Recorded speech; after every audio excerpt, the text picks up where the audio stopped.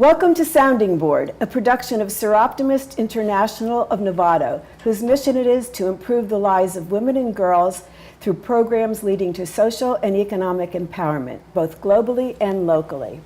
Our show today is about capping and the underground economy in insurance fraud. Our guests today are Captain John Arguello and Deputy DA Nicole Pantaleo. I'm Freda Kaplan. So, Captain, let's start with you. Please explain what capping means and, well, first, where you work and what you do there. Freda, thank you so much for inviting me to come down and speak to you about insurance fraud. I'm with the State of California Department of Insurance Fraud Division. I work out of the Golden Gate Regional Office, which oversees 11 of the Bay Area counties here in the state of California. I am currently a captain. We have a team of four teams. Basically, we investigate auto cases, we investigate workers' comp fraud, and premium fraud cases, medical and legal provider fraud cases. Can you explain to us what capping means? Absolutely. Capping is something that I don't think most of the general public is aware of, but if you hear the word ambulance chaser, I think most people understand what an ambulance chaser is. That's right. A capper is essentially an ambulance chaser, and capper is someone who sells cases normally to medical providers and to legal providers for a fee. And what they will do is they will solicit people who've been involved in collisions or any sort of injuries and refer that person to go to a medical provider or to a legal provider for representation. So that's how they operate. Exactly. So it's illegal to get a kickback for referral? Yes, it is. There's a business and professions code and also an insurance code, which basically makes it illegal to refer to a law office or to a medical provider for any sort of compensation, or for the attorney or for the chiropractor or medical practitioner to pay for referral of patients. So it is a crime. Most people don't know that, but it is. So what's the harm of capping? Well, to put it, I guess, fundamentally, so most people would think that paying for a referral fee is no big deal, that it causes no harm. And in most cases, it does not. But for those few individuals, those few percentages of medical and legal providers that are paying for referral fees, it gives the possibility or the potential to corrupt the case process or the claim process. And by that I mean, you no longer are concerned about the individual. You are now concerned about the case. It's how much money can I make out of this case? So I'm not so much concerned, let's say, about the care of the patient. So if Nicole was injured in an accident and I'm doing volumes and volumes of referrals, I'm not concerned about her well-being. I'm concerned about how much money I can make out of this case. And the more money I can make for these referrals, the higher volume of referrals I will make to the law office and to the medical office.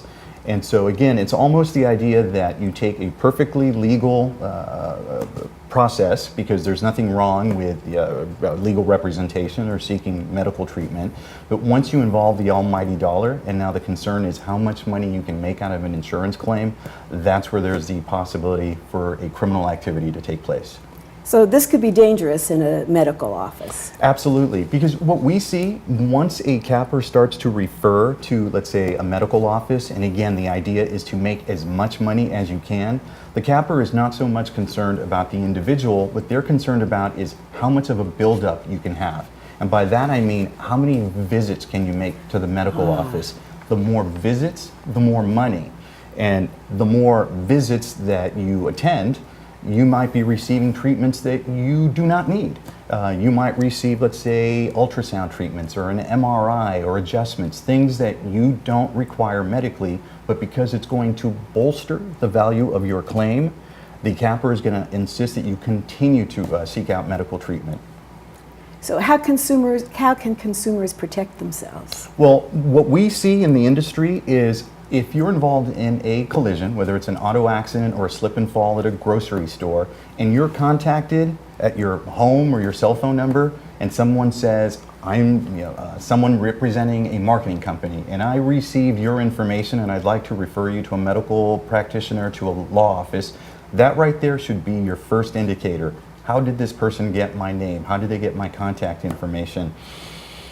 If you're going to be referred to a law office, there's the State Bar website, which you can check on the license of an attorney. If you're going to be referred to a medical provider, if you're going to be referred to a chiropractor, check the medical board, check the Board of Chiropractors website, see if they are properly licensed and if there's been any enforcement actions against those individuals. Those are just the few things that you can do initially from the onset. There's absolutely nothing wrong, again, with seeking out medical treatment. It's just making sure that if you are going to a medical office, that they are properly licensed, and if you're going to a law office, that you're being represented by a legitimate attorney who has a valid State Bar card. Do you have some examples? Yes, we've had here in the Bay Area several investigations that we've worked. One of the cases that we had was an individual who was working at the emergency room of a hospital, and this person would see medical reports. When they saw the medical reports, this person would sell that person's information to a law office, to a medical office, and then receive a referral fee for those referrals to those particular offices. And so if there was an injury and the person was seriously hurt, they saw a big dollar sign behind that person's name, and they would sell that person's name to these various offices. Wow. That case actually resulted in the arrest of, I think it was 10 people, including 2 attorneys who both ended up losing their bar cards. So can no longer practice law anymore. Well, I would think so, yeah. And how can consumers protect themselves from that? I guess the same as you pointed out before. Exactly. It's easy as checking the State Bar website and checking a law office, checking the attorney's bar card to see if in fact it is valid. And asking to meet, because what we will normally see is that some of these law offices are not actually run by the attorney. It's run by the capper, by the ambulance chaser. And so you might go to a law office thinking that you're being represented by an attorney, and you will never meet the attorney. And in some of those situations, we will see where a capper will either recruit a very young attorney who just graduated from law school, just got their bar card, or an older attorney who's close to retiring, and basically set that attorney up in an office and advise the attorney, I'm going to pay you a monthly income just to basically use your name and your bar card, and I will handle all the cases. And so if you visit a law office and you never see your attorney, or you don't see an attorney and you ask to see them, that would raise a suspicion. So the capper himself is not necessarily an attorney. Exactly. We see with cappers, there's varying degrees of cappers. You get the most sophisticated cappers are those that actually set themselves up in a law office and pose as an office administrator. And so you go to the law office, you're referred there, and you're told, you never need to meet with the attorney, I will handle your case. The attorney is only here if the insurance company is going to refuse to pay the claim out. And you will deal with no one other than this office administrator, who in fact is the capper who secretly owns the law office. Do you have any other examples of medical offices or just capping in general? Yes, with medical offices, and I'm glad to report that there's only a very small percentage of these medical offices that are practicing these unscrupulous activities with insurance fraud. But a big part of it is also the pain and suffering, the bodily injury claim. And if you go to a medical office and it seems that the concern is more about how many visits, how many treatments you are provided versus your well-being, your care, that should raise a red flag. And if they try to get you to administer or go through any sort of treatments that you don't think that you need, it's okay to go get a second opinion. Go see your primary treating physician and have yourself checked out first before, again, going to see, let's say, a medical provider that you were referred to by, let's say, this marketing company. Should you choose to, like I mentioned, there's nothing wrong with seeking medical treatment or legal representation. It's just taking those extra steps to make sure that you're going to legit businesses. Under duress, a person could fall for that. You think, I don't have an attorney, or I don't know what to do now. Absolutely. And even like now with the fires that we've gone through, the fire disasters, there's folks that are out there taking advantage of these people that have been victimized, and they just want someone to help them. Yeah. And so it's the same in the auto arena. Somebody is involved in an auto collision, and they think that somebody is actually interested in helping them with their claim. And an insurance claim, we all know, can be a very frustrating, very complicated process, and if somebody is there basically telling you, I can help make this process easier for you, it's like that saying, if it sounds too good to be true, yeah, it probably is. That makes sense. Well, thank you. Thanks so much for talking about it. It's certainly eye-opening. It's astounding to hear about this. Yes. I'm glad you're telling people. Absolutely. When we do outreach and training to most of the general public, when I first started with the department, we had no idea that this organized crime, as we call it, was out there. But it's prevalent. It's up and down the state. We see it here in the Bay Area. We've had several big cases that we've investigated here. And again, it's if you are involved in a collision, someone calls you saying that they want to represent you or send you to a law office or to a medical office, that bell, those bells and whistles should go off.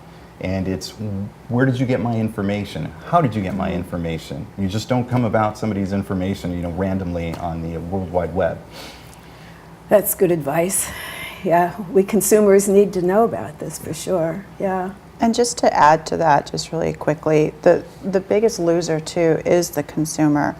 Because on a lot of those claims, if you look at how claims are normally administered, and Captain, I do believe you did bring an example for our viewers to see how a legitimate claim can be administered. And we're just going to use the thirds example, right? Exactly. So let's say a third goes to the client who's hurt, a third of the claim goes to the attorney, which is normal, and a third will go, let's say, to the medical provider to cover the cost. On a kickback scheme, that's not how that's going to be paid out. No. And the claimant who actually got hurt, and the insurance is really supposed to go to them in large part to help take care of them and take care of their medical costs, they end up with very, very, very little. And a lot of times they don't even know how much the insurance company paid. Exactly. They're being lied to. They don't see any paperwork. They don't know what's going on. And what these folks are doing is they're paying more to themselves, and then they're kicking more money back on the back end too, which is our second exhibit that we brought with us. If you can kind of explain Exactly. how that works, so people can kind of just have a visual. And I'm glad Nicole brings that up, because here it can be a very complicated process. And normally with your everyday insurance claim, as Nicole mentioned, it's a third split. So if there's a law office, if there's a medical office, and then the victim, the insured, it's usually a three-way split. And so each person will receive a third of the settlement. So in a situation where you have, let's say, a nice round number, 9,000, so the medical provider would receive their $3,000 for medical treatment, the attorney would receive their $3,000 for legal representation, and then the insured for their bodily injury, pain and suffering claim would receive $3,000. So it's basically the 1/3 split. That's in a legitimate insurance claim. With a mill or one of these schemes involving a capper, what they will do is throw that 1/3 out the window, because what the medical office is and the doctor or the doctor office or the law office, they're in it for the money. The capper is in it for the money. So the insured, the victim, ends up being shortchanged. So they will not see that third. They might see a fraction of that. So using the same example, $9,000, most of that money goes to the capper for the referral fee to the medical office and to the law office. So that insured who was in a legitimate collision on a $9,000 claim, they might walk away with $500 or $600. And normally what will happen is that capper will not advise the insured what the actual settlement amount was that the insurance company paid. They will merely tell the insured, all we were able to get for your claim was $2,000. So if we split to $2,000, in thirds, here's your $650 or $700 worth. And that's why, again, as a consumer, you should see your settlement. You should see that demand package that goes from the law office. If for whatever reason the office administrator or the lawyer is telling you you don't need to see that, it's your Red right flag. to see that.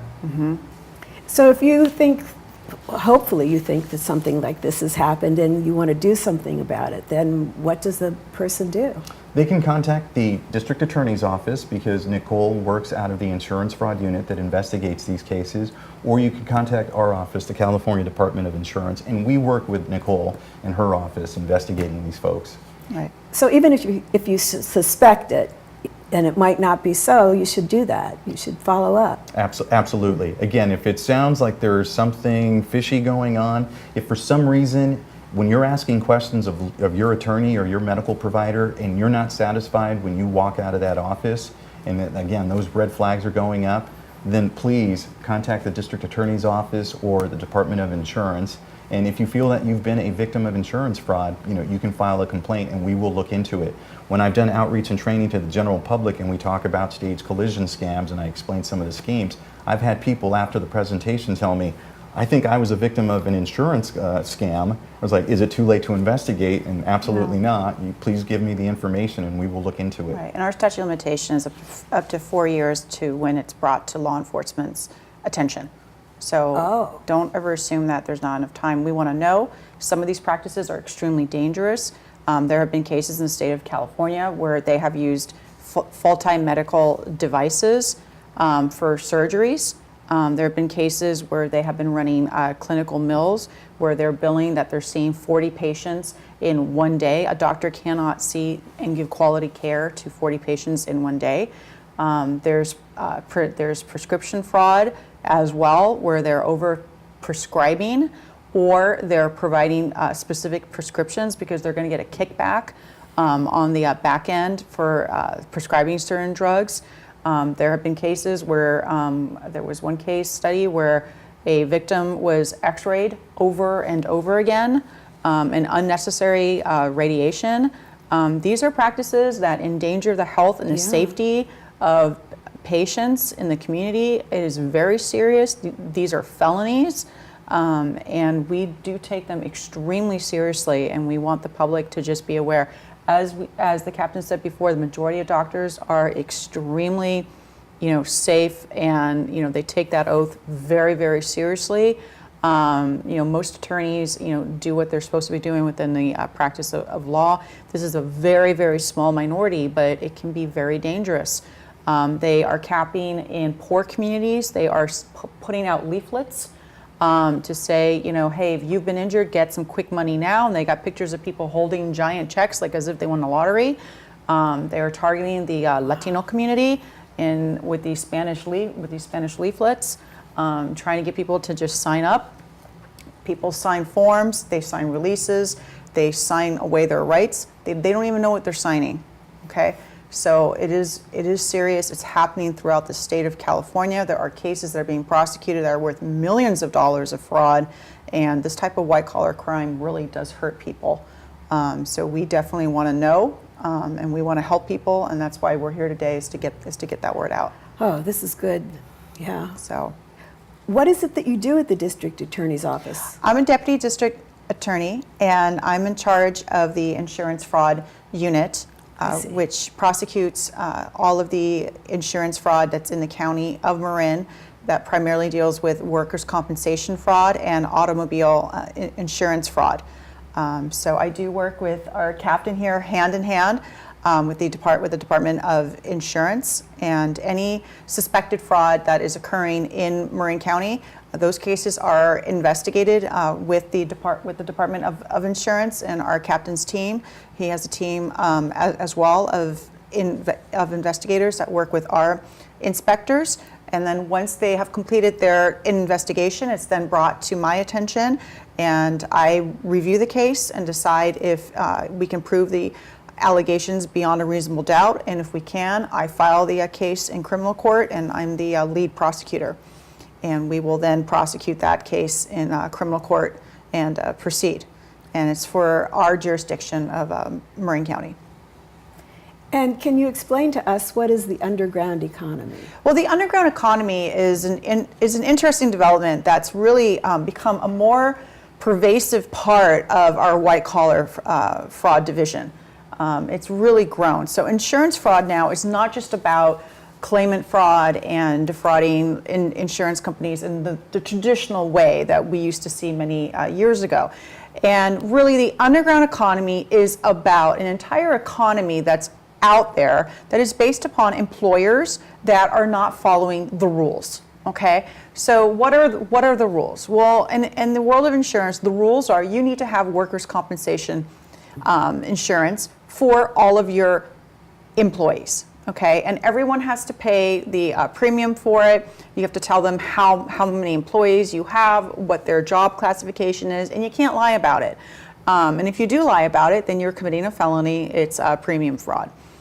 And You have to pay your taxes, you got to pay your EDD for your employees for the state of California, and you have to pay minimum wage that's set by the state of California. You have to pay your workers for the hours that they work. Yeah. You can't commit wage theft, which we do see. That is a felony. That's actually grand theft if it's above $950.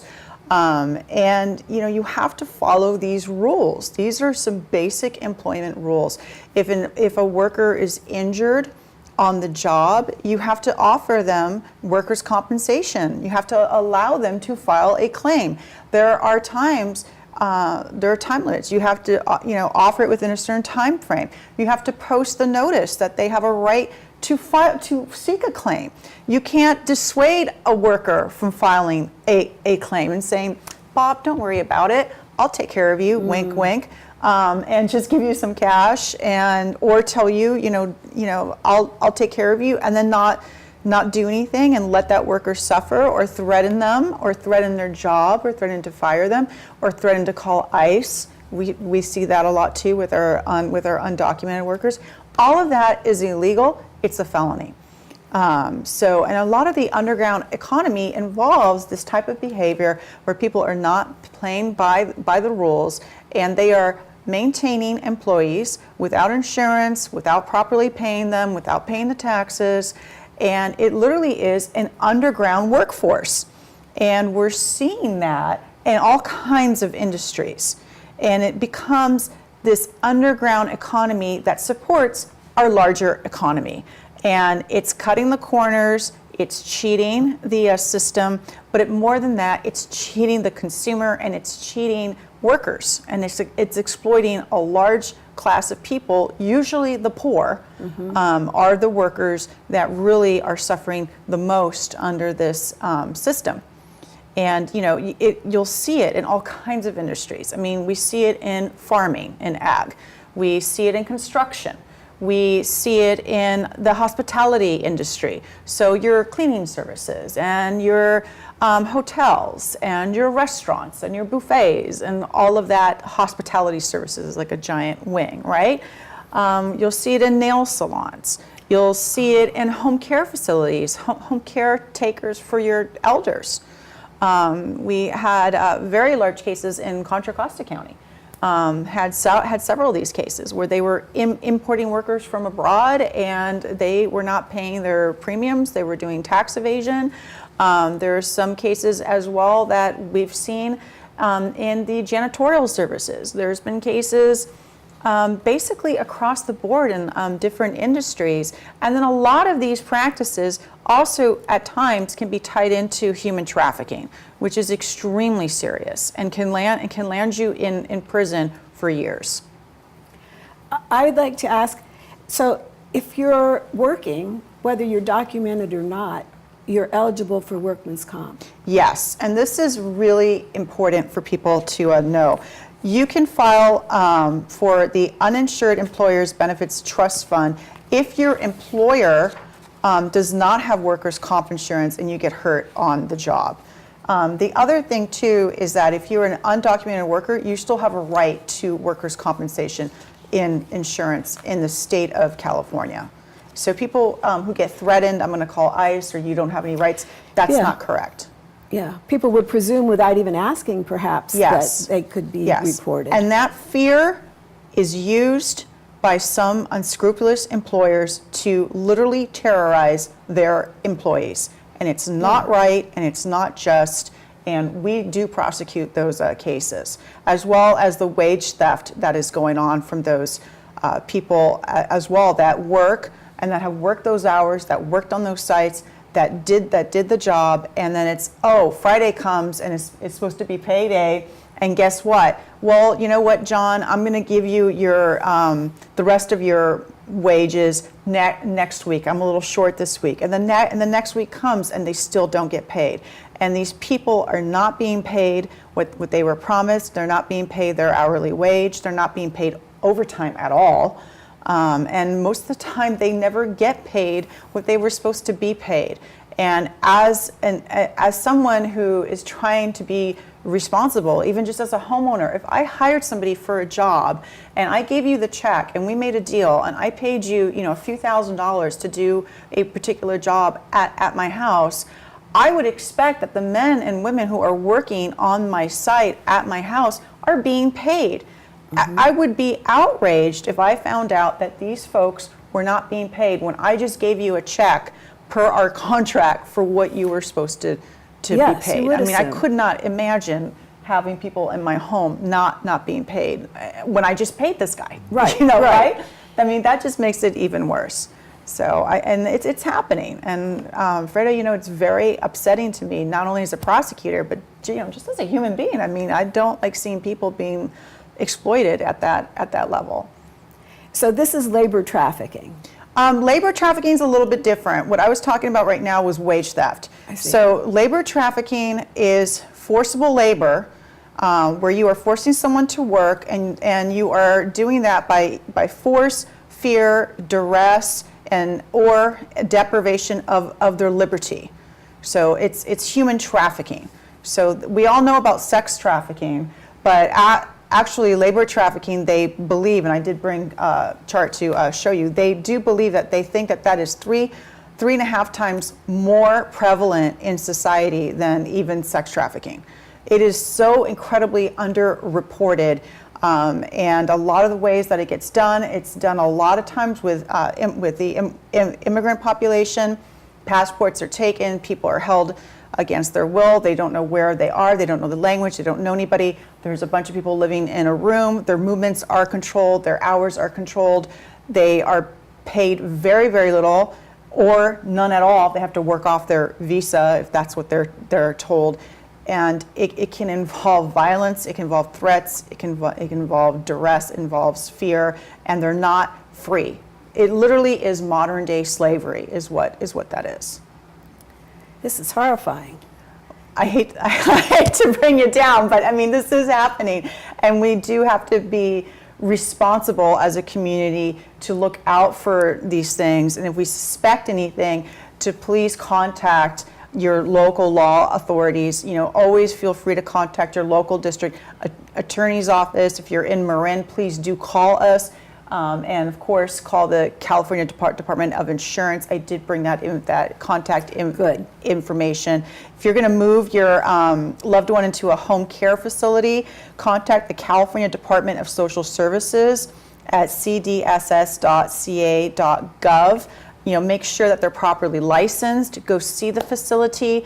Ask how many employees are going to be taking care of your parent, let's say. What are their hours going to be? Really ask detailed questions because you want to make sure that you're in a legitimate place that takes care of their employees, that things are safe, so that your loved one is safe and that they're well taken care of, so you can rest well at night knowing that you placed your family somewhere nice. Wow, thank you for all this information. Sure. Who knew that white-collar crime could be so dangerous? Yeah, it can, and I just want to be really, really clear.